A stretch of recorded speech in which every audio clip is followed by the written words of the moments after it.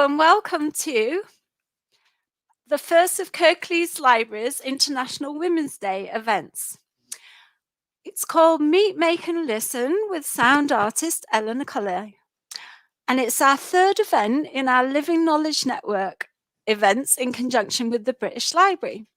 So I'll just pull a couple of banners up, one for the International Women's Day and one for the Living Knowledge Network. So if you want to find out more about International Women's Day, if you just go to internationalwomensday.com, you'll be able to find out lots of information and read about lots of inspiring women. And they've got a campaign, which is #ChooseToChallenge, which is challenging gender inequalities. And they've also got #IWD 2021. So that's International Women's Day. And then the Living Knowledge Network, which I've talked to about on some other things that we've done to do with that. That's in conjunction with the British Library. And you can find out more at this website as well. So the other events that we've done for the Living Knowledge Network can be found on Kirklees Library's YouTube channel. We did a zine making workshop, which I know Hannah appeared on as well. And we had in conversation with 4 artists. And one of those artists was the artist that we're going to be meeting today, Eleanor Cully. And those are all available, as I said, on the Kirklees Library's YouTube channel, and you can catch up with them there. And the other thing I'd like to just mention is about books. So as libraries, obviously, we absolutely love books and we like them to be right at the center of everything we do. So Hannah, who you'll be meeting in a moment, and another apprentice called Ambreen put together an amazing curated collection, especially for International Women's Day. So you can go along and have a look at the collection. I'll just get the usual website up. So it's at kirklees.overdrive.com. And you'll be able to see the International Women's Day collection of books there and just have a browse, have a choose and borrow them for free. So let's have a look at what we're doing next. So now you know about the books and you know about some of the events to catch up. I think it might be worth meeting Hannah. Yeah, hello everyone. I'm a library apprentice for Kirklees Libraries and I'm really excited to be co-hosting this event today. So I think it's time to meet our exciting guests, who's a sound artist and a composer. So let's welcome on screen Eleanor Cully. Hi Eleanor. Hi. I just realised I was on mute, sorry. Good way to start. Lovely to meet you. Thank you, and you, Hannah. So can you tell us a little bit about the work you do with sound? Yeah, so as you said, I'm a sound artist and composer, and I love to listen and explore sounds in my work. I make a lot of recordings on quite a small scale. I have a small Zoom recorder here that I use. Before that, I had an even smaller budget recorder, and I make recordings of spaces in my home at the moment during lockdown, but also I do a lot of kind of small scale performances of things. I'm a singer as well, so I record myself singing, but sometimes I kind of emphasize the space that I'm in, so I kind of capture the sense of the space and not just the notes that I'm singing. And I like to kind of focus in on the context of a location. So for me, sound art is really about that. It's about embracing where we are, and my music kind of touches on context as well as material. Yeah, what sort of sounds have you recorded? So the most recent sound that I recorded was it's actually, I've got it here. I've got an amazing little instrument that my friend Eka made for me, and she's selling these at the moment on her Bandcamp page. And this is a tiny, what she calls an egg flute. So it's an egg that Wow. the top has been, yeah, it's beautiful, very, very delicate. And so each one sounds different. I think the idea is that you blow across it in the way that you would play a flute. But for me, I'm very interested in recording small spaces, which we're going to be looking into today. And so I actually have been trying to find ways of recording the egg flute itself as a space. So I bought a tiny microphone that can fit inside the hole, and I've been experimenting with recording that tiny space to see if there's anything I can get from it. Who would have thought you could? Who would have thought you could record the sound of inside an eggshell? That's amazing. It's such a tiny space, and who could imagine what it would sound like? Because I guess because you're doing it as a flute, so it would involve like the movement of air across it or near it or inside it, and then recorded that rather than putting it up to your ear and having to listen to the sound of the eggshell. oh gosh, how exciting. Cool. Yeah, so I didn't get very far with that yet because I need to get a better microphone, but that is the project I'm working on right now, so it's nice to talk about it. Yeah, and what a great thing to be thinking about when we open the fridge and take an egg out, that actually that can be turned into a flute. Who would know? Who would know that? So what other things are we going to be hearing about today? Are we going to be here? Well, I know, I can't pretend that I don't know. We're going to be hearing a bit of music, maybe a bit of sound, mainly sound. I shouldn't be saying music. So I've got several recordings and a couple of videos to play today. Fantastic. So maybe we should start with the first recording. Yeah, of course. Which the title of this piece, we'll just listen to the first 2 minutes if that's okay, so we won't have time to play all the recordings through. Oh, so just like a taster. Yeah, so this piece is called The Smallest Place I Tried to Record Was the Inside of a Shell. Okay. And it's from 2017. The track that you've got is called Shell Sample Track. So that's the same piece. Brilliant. So we'll bring that up now.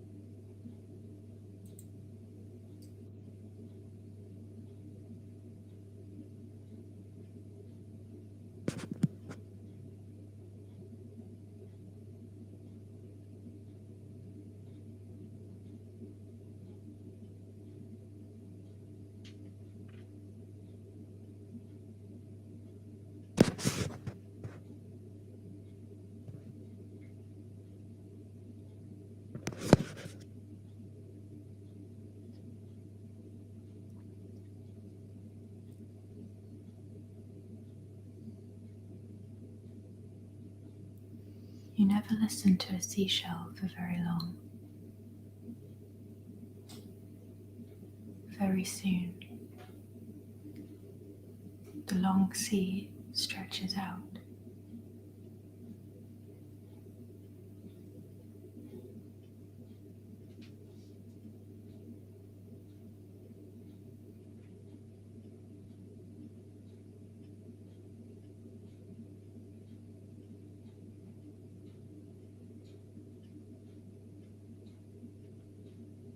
And our ears are only very little.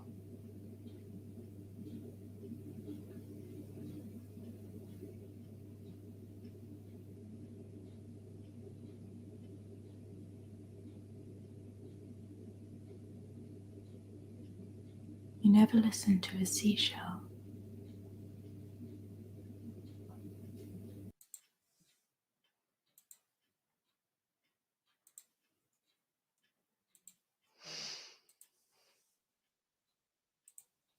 Hey. Wow. Could you tell us a little bit about that, Eleanor? Just Yeah, so difference in, I wasn't expecting the human voice to come into that actually. So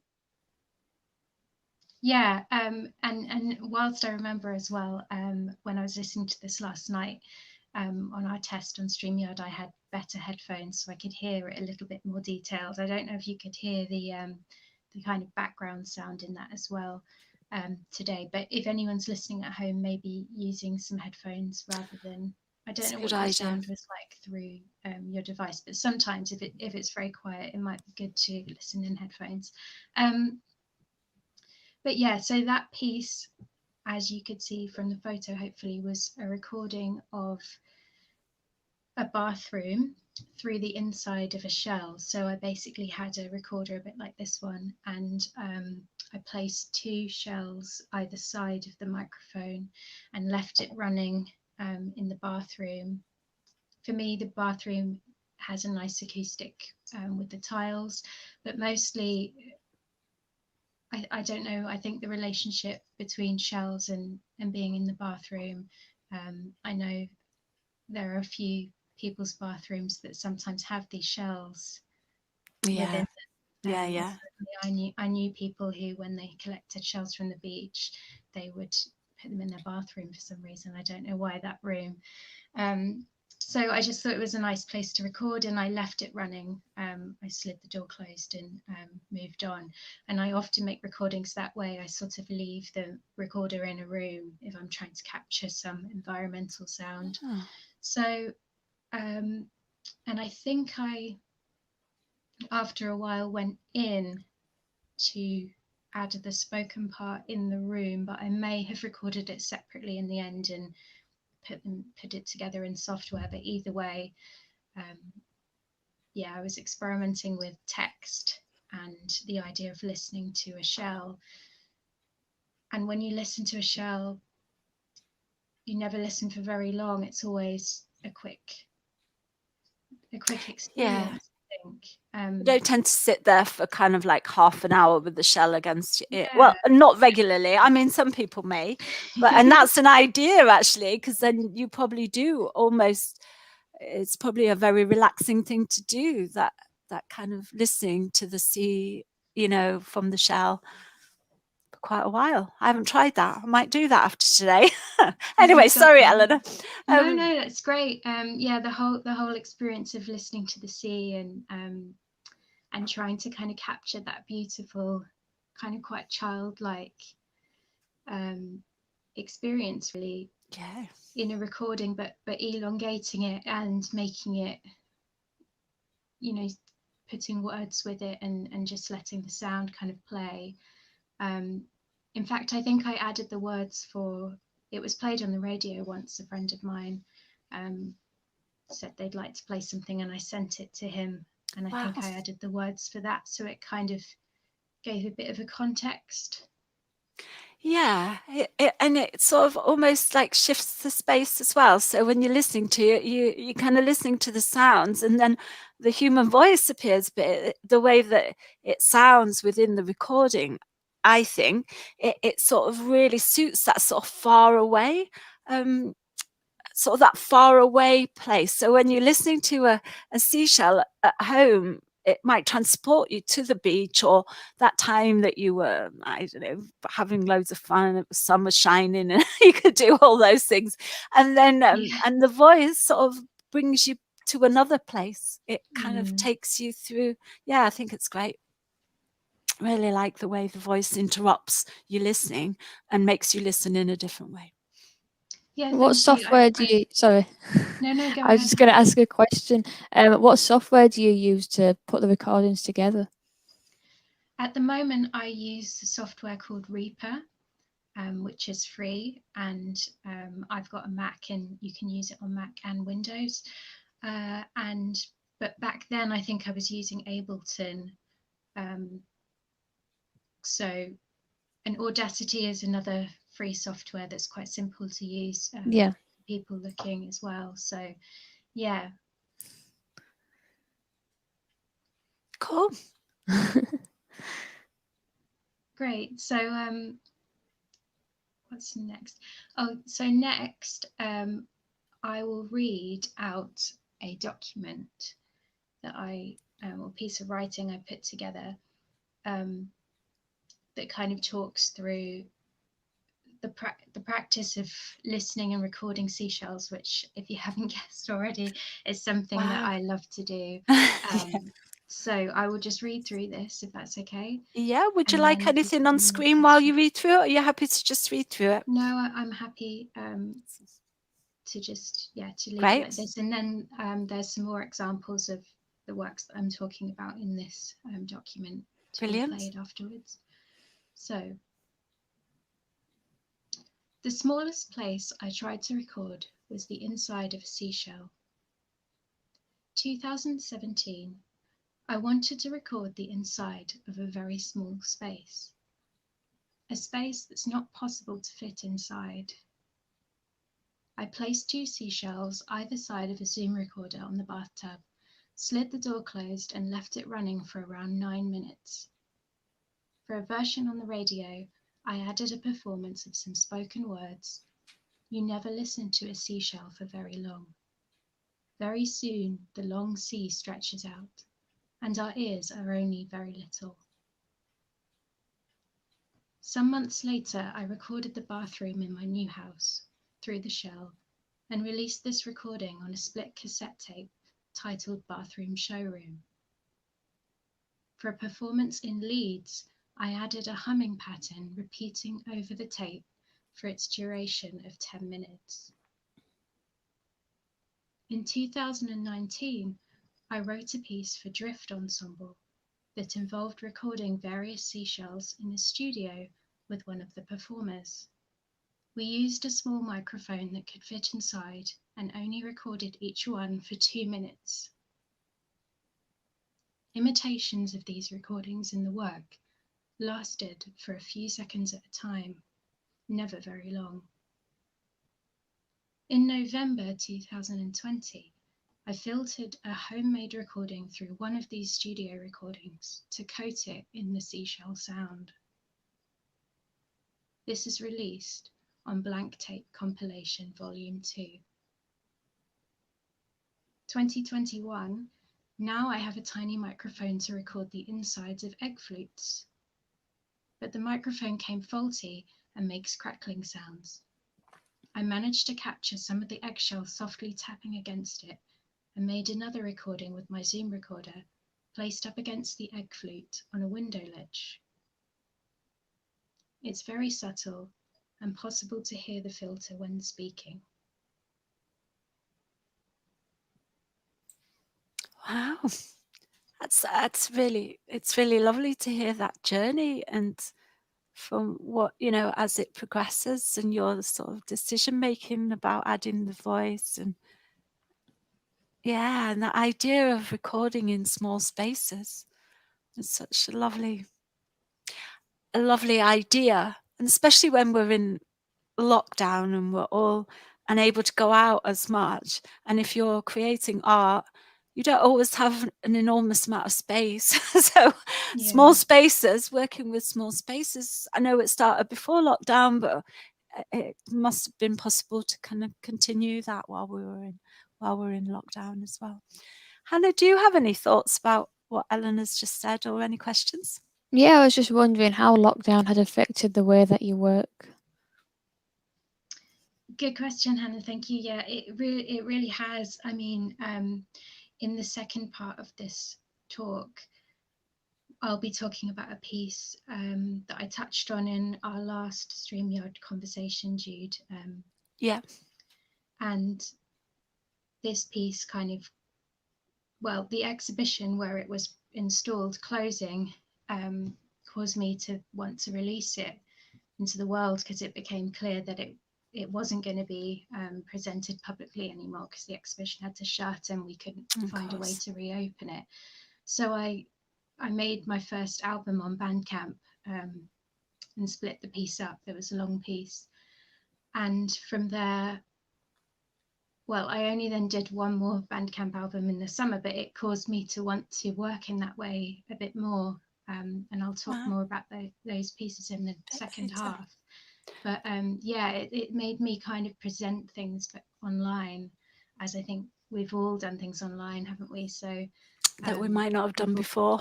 and, and yeah. So yeah, so it has affected my practice is fairly similar, recording spaces and putting sounds into them, but rather than going and presenting it in a context of a gallery or a concert hall, I had to think a bit differently about the other space.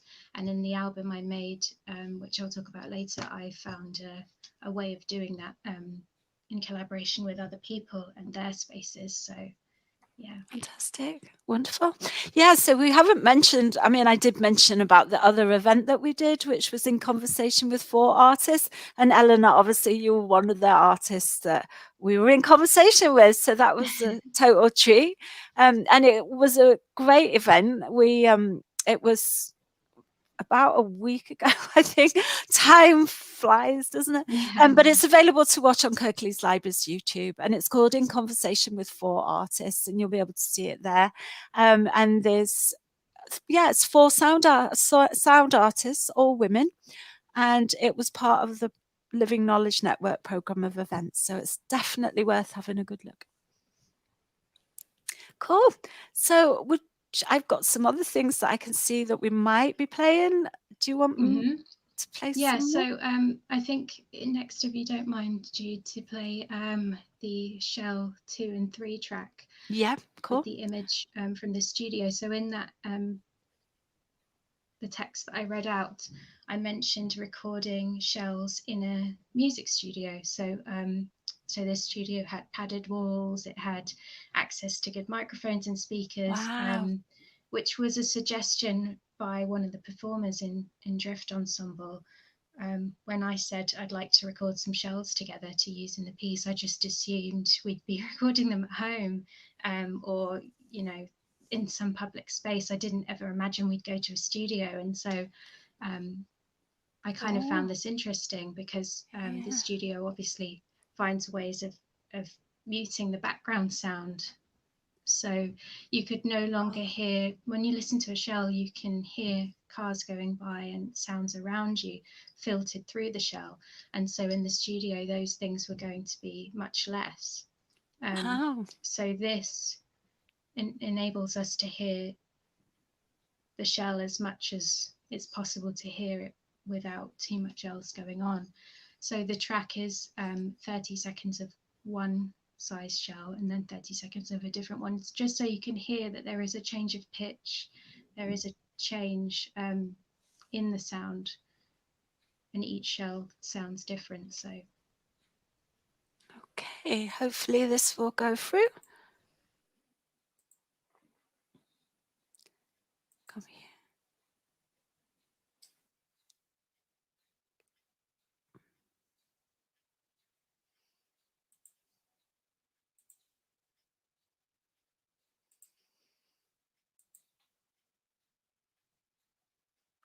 Sorry.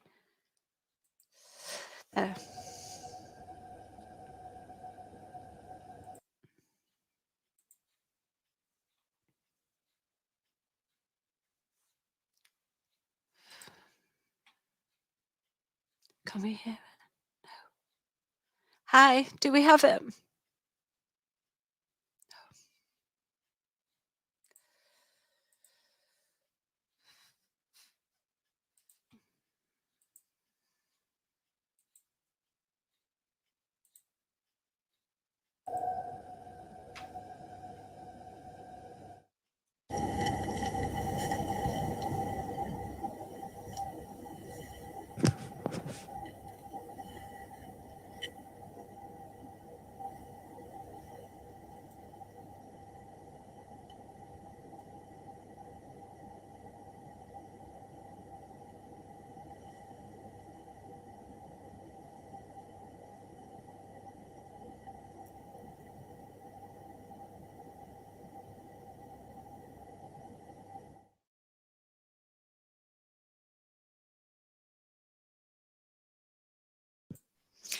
Hi, sorry that might have been a bit delayed. I do apologise for Don't that. worry, that's fine. I But we think when did we're get to hear listening, it.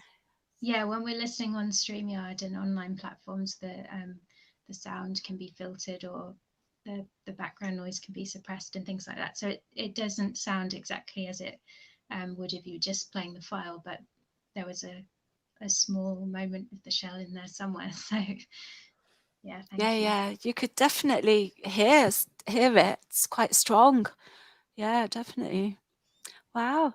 So did you enjoy recording it in the studio? Did that create a whole different experience for you as a sound artist to actually, because obviously we think of musicians going into recording studios, but as sound artists, I wouldn't know where you would do your recording apart from, in different studio spaces, as in art studio spaces rather, or home. Or Yeah, I've realized over time that my practice is very much based on, kind of a DIY approach, doing things myself with a budget recorder often, and kind of capturing the sense of space. It's very lo-fi. I'm not too interested in kind of EQing the sound and making it super pristine. In works that I make, I kind of embrace that noise and the environmental sounds, and the spoken voice in the moment that it was recorded.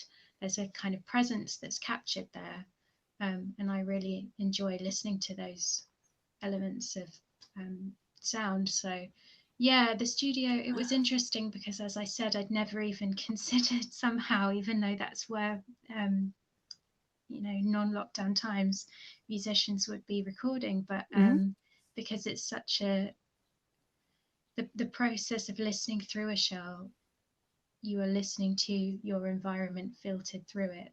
So I realized making the video, which we're going to play in a minute, that you'll see I made the video on a window ledge. And that's because the microphone was pointing down the road where the cars were going by, and having cars going by very closely meant that I could hear the changes through the shell.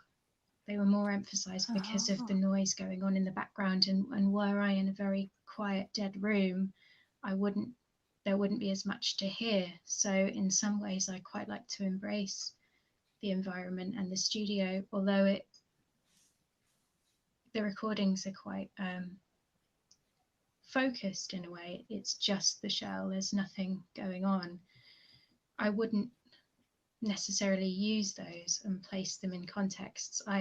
In the end, they were used, the performers listened to them and imitated them on their instruments. So it was a different method of recording for a different purpose, really. Wow. So if I was somebody who wanted to think about sound art, what you've already said is quite encouraging because of the lo-fi angle of it, that sound art could be made within your own space, or maybe, well, we'll find out a little bit more as we go along in this workshop, but the idea of something not needing masses of technology to create means that people can just have a go, can't they, within their own spaces? Yeah, it's as much for me about listening as recording. So with the shell practice, for example, that definitely started with listening and thinking about listening.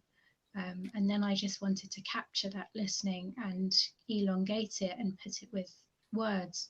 And you could do that without recording at all. So it's definitely more about thinking about what you might want to listen to and how you might want to present work, as much as the actual technology.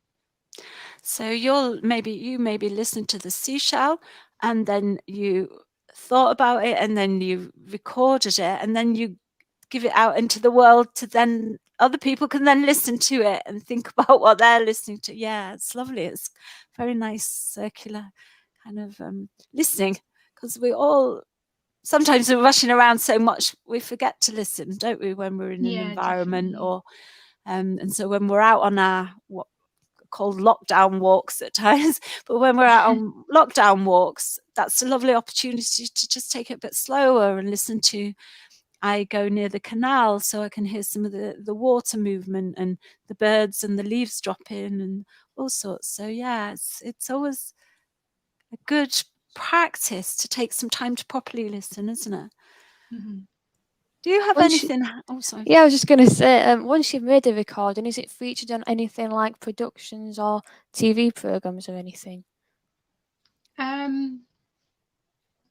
Occasionally, I've had pieces on the radio, Yeah.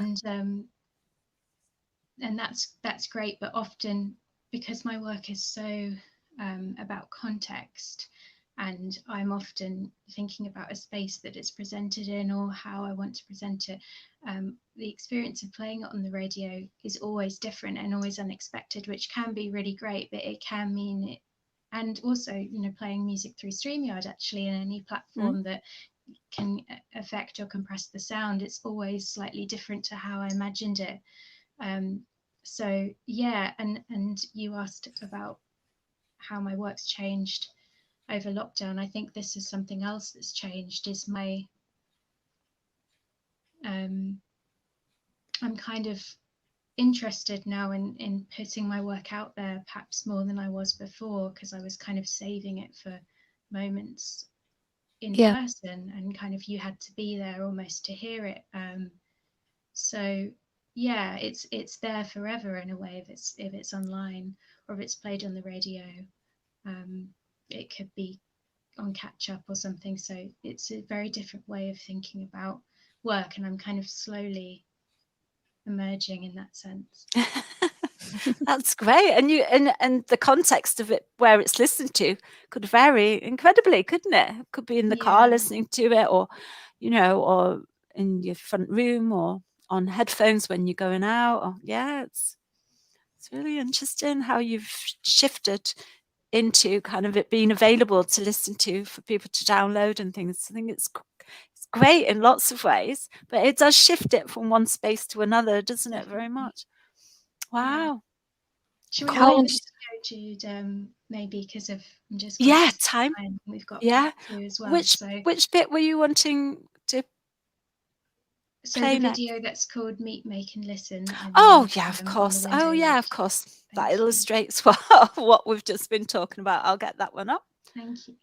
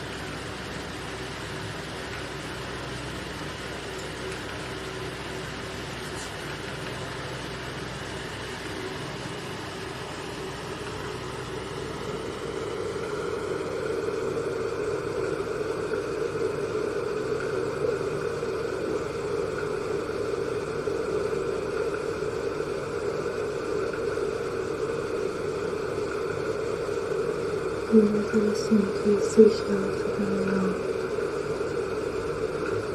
Very soon, the long sea stretches out, and our ears are only guided.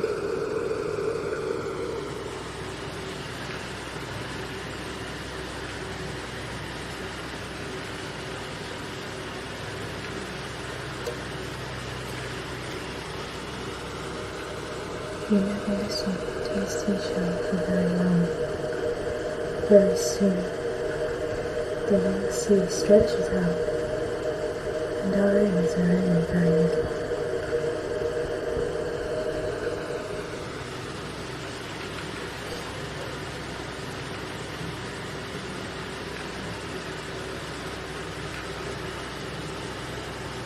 You never listen to a seashell for very long. Very soon, the long sea stretches out, and our ears are only very little.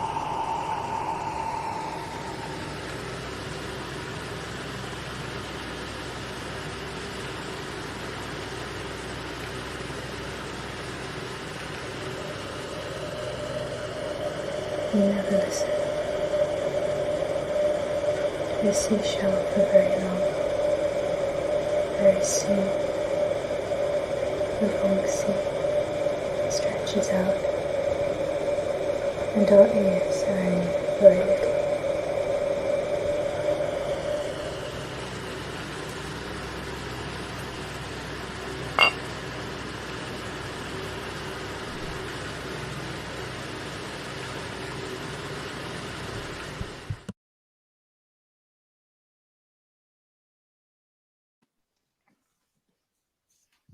Hey. Wow. That was So- really cool to see how he used loads of different instruments, well, objects to create different sounds. Thank you. Yeah, it was a video to kind of demonstrate what I was talking about, but I thought it'd be much easier just to listen and to see that you can really listen to anything. I mean, I've got a coffee cup here, but if you kind of listen to that space, it's no different to listening to a shell. You can hear those kind of noisy sounds of the room, and putting it up to a microphone is just the same thing. The microphone is like an ear, and if you've got access to a microphone or a microphone on your smartphone, maybe you could do the same and experiment. Also, something else that's fun to do is to play a sound. It could be a piece of music or any kind of sound that's maybe loud enough, and play it through different objects like glasses and cups and mugs and things, because you'll hear it will sound very, very different inside those small spaces. It's like kind of playing something in a church, and you get the reverb created by the stone walls of the space. And you can do that on a much smaller scale as well. So if you don't have access to a recorder of any kind, you can always use a device to play sound as well. Yeah, it was Gosh. clever to see how you did it as well with the video, to see how you made it go over the recorder and how it picked up the different sounds. Yeah. Yeah, I think that sort of, it did very much what Hannah was saying, just explained kind of that change in sound and how everyday objects you can kind of properly listen to and make recordings of if you choose to, but just listen to them. Yeah, it's fascinating. And then the human voice again. I like the way that the human voice breaks up, because again, I didn't expect the human voice to come in, and I think that just adds a whole other element to it of listening. Yeah, I actually included my voice in that because when you speak and you're recording an object, you can really hear the difference of the acoustic through your voice, because we all know our speaking voices really well. So it's a great way to test an acoustic out. And if you watch again and really focus, each object that my voice was speaking through had a really different resonance. So the metallic object will make my voice sound metallic, and it will sound more high pitched in a small glass, because the higher frequencies are kind of contained in that space. So Wow. yeah, Gosh, great. So it's about experimenting, definitely. playing, having a bit of fun and seeing what happens. Cool. I know we've got quite a lot of other things, and we've already I think we could be here all day, couldn't we? That's the trouble. We could, yeah. So Yeah. what should we move on to? So we'll move on to part 2 now. Yeah, fantastic. Which so I'll be talking about 2 different pieces now, not the practice of listening through shells anymore, Yeah, but more about context of recording. brilliant. And I think what we'll do is we will go straight to, unless you've got any questions from here, we'll probably go straight to the video. And then if there's time at the end, we can always play my clear piece, but just Yeah. because of time, we probably should skip ahead. Okay, So cool.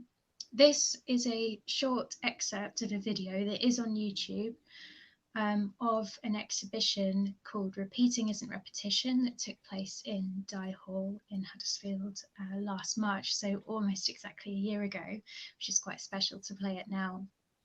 And it's a video that kind of shows some of the space. And I had a sound piece in this exhibition called Clear, which was installed near the front windows. If there are any shots of the windows, I can't remember if there are. So that when you were in the space, you heard this kind of quite backgroundy sound. And I'm not sure if you didn't know there was a sound piece on that you'd necessarily realise that there was something being played and it wasn't just the sounds of people walking by the glass windows. Wow. But then every now and again there are iterations of my voice, again similar theme, coming in to and I do use the word interrupt, so that's nice, Jude, that you mentioned that, to kind of interrupt the environment and cause you to pay attention to this brief moment. And it was a performance that I did in my living room in the very early hours of I think the 31st of August a few years ago. And I wanted to perform this piece throughout the twilight in the morning. So the 3 forms of twilight: civil, nautical, and can't remember the other, astronomical. I was going to say, don't ask me. Not necessarily in that order, though. Sorry if I've got that wrong. But yeah, and I wanted to keep performing this piece until I heard the first bird song of the morning come through the window, and that was going to be what would kind of stop the performance occurring. So I say performance, it was just me in my living room with a small recorder. So I just pressed record and I sat at the piano because there is a keyboard chord that comes in softly with my voice, and I just sang the word clear. I think I kind of focused on the traffic and sang it between sounds that were going on outside, so it's quite sporadic. And this recording is embedded a little bit in this video. You probably wouldn't hear my voice more than a couple of times because it's only a couple of minutes. Whereas if you were in the space for, let's say, you visited the gallery for 10 minutes, you'd hear my voice a few different times within that time frame. So hopefully the audio will be okay on this video, but it just shows some of the artwork in the space, so you can kind of see the context of somewhere where I might exhibit, and an exhibition that was sadly closed. I thought it might be nice to show it Absolutely. So, and because Dye Hall is on the piazza, isn't it, in Huddersfield, not far from Huddersfield Library, so the context of that as well is quite local, but it's on YouTube, as you say, so it kind of can be seen and heard and watched almost anywhere. So I'll get that up and now. Also, so it's curated by George Beringer, whose speaking voice comes in.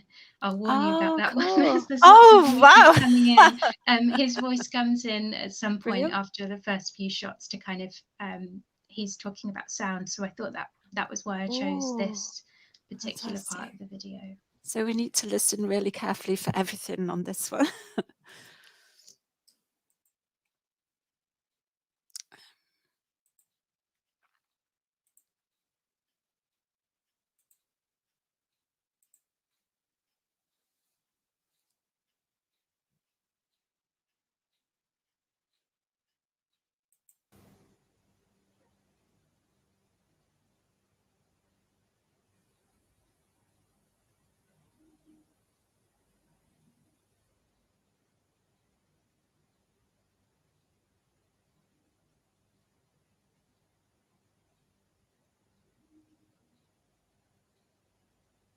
And this is a lot like sound, which sound couldn't exist without repetition in the sense that the small sound waves, individuals of which we don't even apprehend perceptually, create the overall sound aggregates that we hear, and yet we don't hear those individual repetitions. And in a sense, because time has moved forward with each new wave crest, as it moves forward with each new brushstroke or manual operation with the wool in Valerie's work, for example, repetition itself doesn't actually exist, and that's something important for a lot of the works in this show.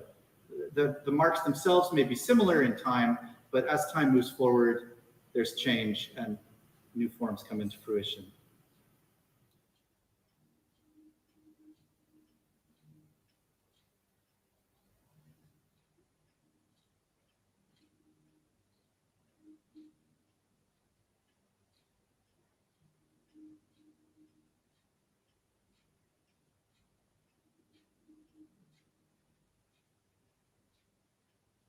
The show itself has been installed here in Dye Hall since March 16th when it opened. On March 17th, the show was closed, and it's been hermetically sealed ever since due to the COVID-19 worldwide pandemic. And so we're offering you this virtual tour as a chance to see the exhibition, because now we're not certain that it will ever really open. We may, of course, try to repeat this initiative at some point in the future, but it won't be a repetition.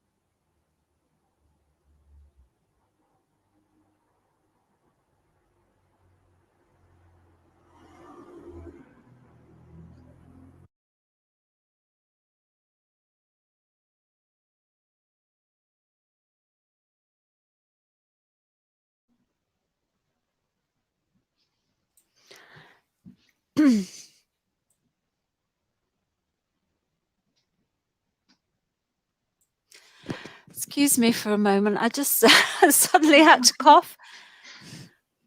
You could definitely hear the sounds, because for me, I know the space that the exhibition was in, and I could hear the traffic, which felt a little bit, oh, what's the word?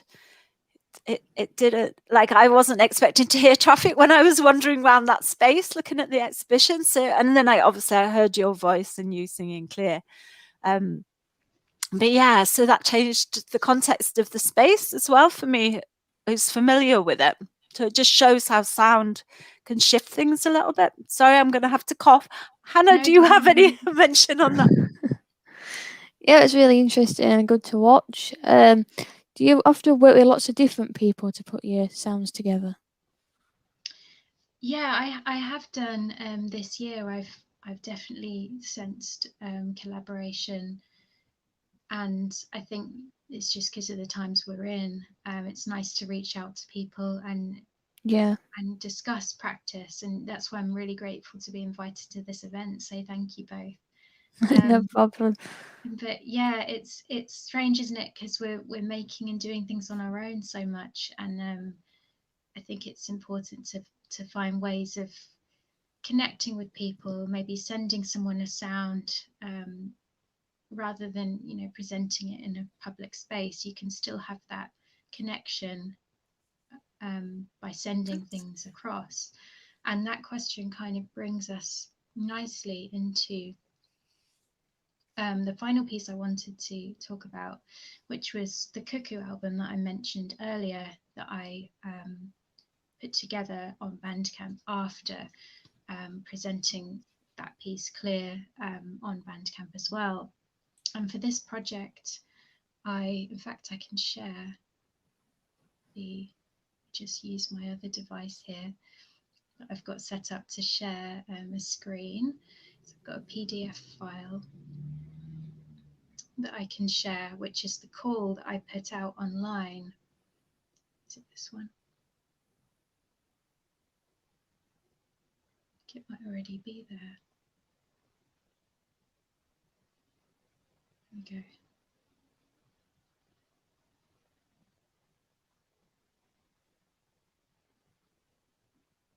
Is it possible to unpin me, Jude? Because I think my camera's coming up as larger than it did last time.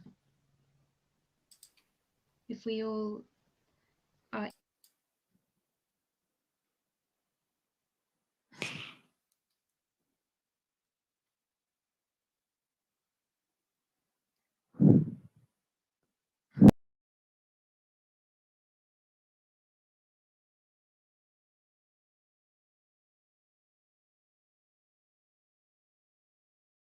It's up online around about May last year,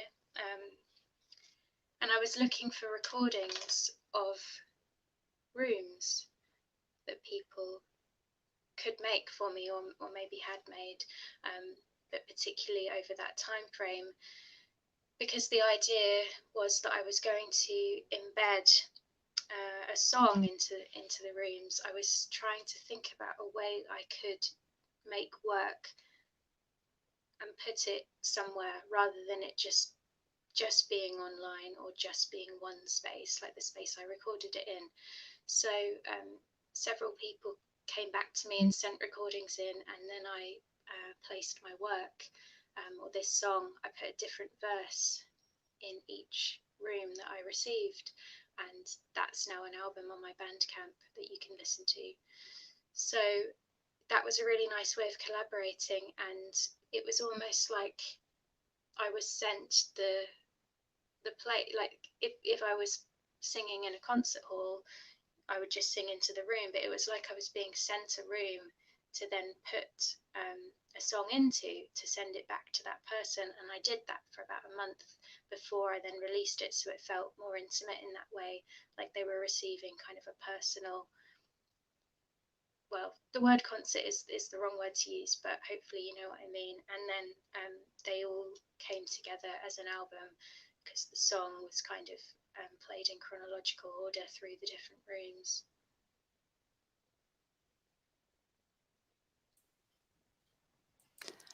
That sounds really great. I'll just bring Hannah up as well. No, the screen share was kind of overtaking there. Sorry, did that make sense? It did, and now I'm large when I'm not supposed to be, but yay, we're back to some. It really did make sense, and I knew a tiny bit about what you'd done, having read, you know, and listened beforehand, but I hadn't actually thought about how somebody sends you the actually recording of, like, I don't know, their kitchen, and then you insert your performance into that, and then it goes back. So I thought it was a really great way of switching things around, and then for somebody to then actually listen to a performance of their room but with you in it. And it's a great thing to do in lockdown, to get that to get that connection with people. And the whole song was kind of referencing the Cuckoo Bird, who is around at that time of year in the UK, because a lot of my work is quite seasonal, or I like to find I'm listening, so I'm listening to things going on different times of year and kind of paying attention. So although I didn't hear a Cuckoo Bird that spring, I was trying to kind of find a way to embed my voice into these rooms, which reminded me of the way that a cuckoo will place its own eggs into other birds' nests, which is quite a sad story, isn't it? But and these birds will bring up this cuckoo chick, who will then take over the nest, and sometimes the other eggs will fall down and crack. So but I liked this relationship of sending my voice and embedding it into like a different home, and then kind of being able to get that feeling that you do after singing live or presenting work live, that you've kind of let go of your work and it's out there, you've done it.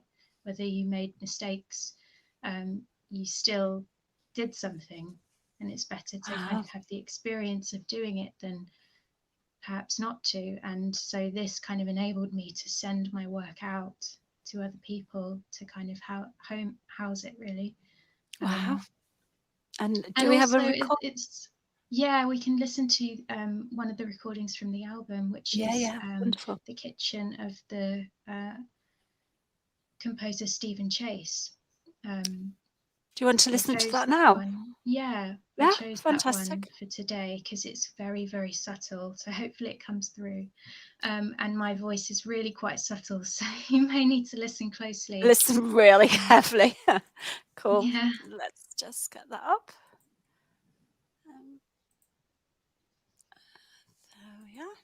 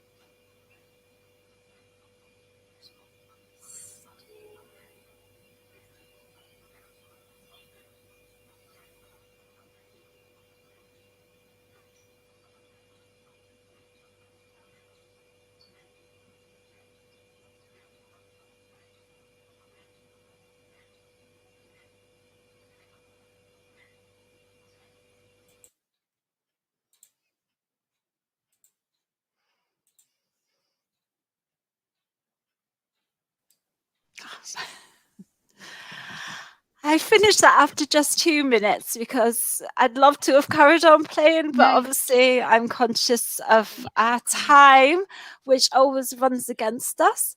I'm just going to have a quick look.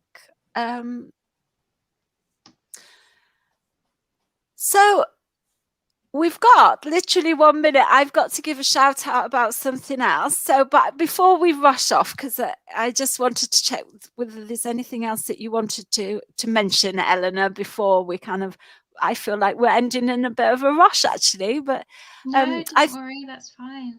I thought for me that video and that sound that we were just listening to, that was a real good example of properly listening, because you knew there was going to be a voice in there because of what you'd said. So you're kind of listening very carefully to all the different sounds. And then, yeah, like you say, your voice is very subtle.